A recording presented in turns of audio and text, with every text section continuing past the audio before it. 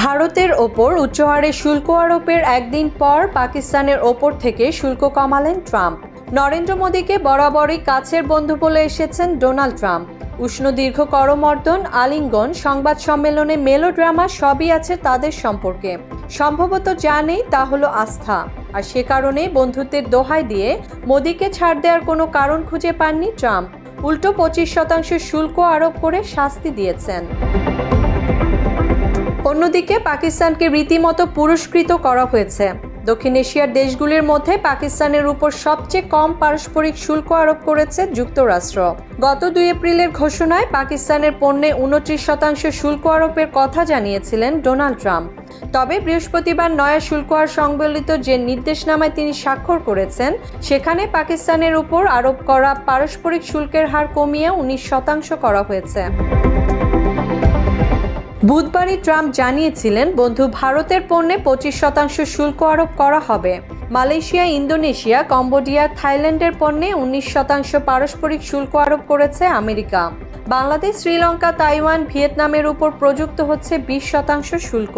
সেই হিসেবে ভারতীয় উপমহাদেশ তো বটেই, গোটা দক্ষিণ এশিয়ায় সবচেয়ে কম শুল্ক দিতে হচ্ছে ইসলামাবাদকে, আর সবচেয়ে বেশি দিতে হবে দিল্লিকে। নয়া শুল্ক হার ঘোষিত হওয়ার পরেই সোশ্যাল মিডিয়া একটি পোস্ট করে পাকিস্তানের প্রধানমন্ত্রী শাহবাজ শরীফ প্রেসিডেন্ট ট্রাম্পকে আন্তরিক ধন্যবাদ জানান।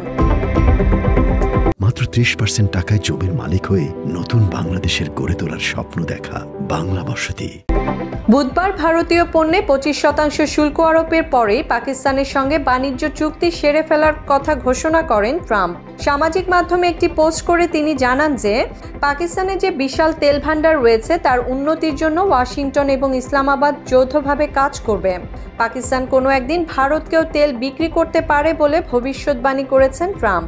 ওই পোস্টেই ট্রাম্প জানান, দুই দেশের বোঝাপড়ায় কোন তেল উৎপাদনকারী সংস্থা নেতৃত্ব দেবে তা তার প্রশাসন ঠিক করবে। পাকিস্তান অবশ্য বিষয়টিকে আমেরিকার সঙ্গে সম্পর্ক মসৃণ করার উপায় হিসেবেই দেখছে।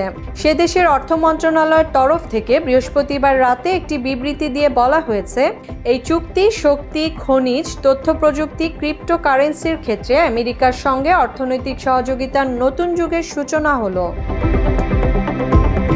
মার্কিন সংবাদ মাধ্যম CNN এর প্রতিবেদনে বলা হয়েছে, পাকিস্তানে উৎপাদিত তৈরি পোশাকের অন্যতম বড় বাজার আমেরিকা।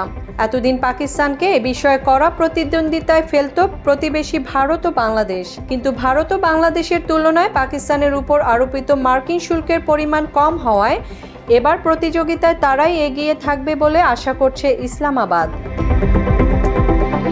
বৃহস্পতিবারই বিদেশি ডিজিটাল পরিষেবার উপর আরোপিত 5% কর প্রত্যাহার করার কথা জানায় পাকিস্তান। অনেকেই মনে করছেন এই কর প্রত্যাহার করে আদতে ওয়াশিংটনকে বার্তা দিয়েছিল পাকিস্তান। তারপরেই পাকিস্তানের ওপর 19% শুল্ক আরোপের কথা জানায় হোয়াইট হাউস। এর আগে অবশ্য ট্রাম্পকে নোবেল পুরস্কারের জন্য মনোনয়ন দেয় তারা।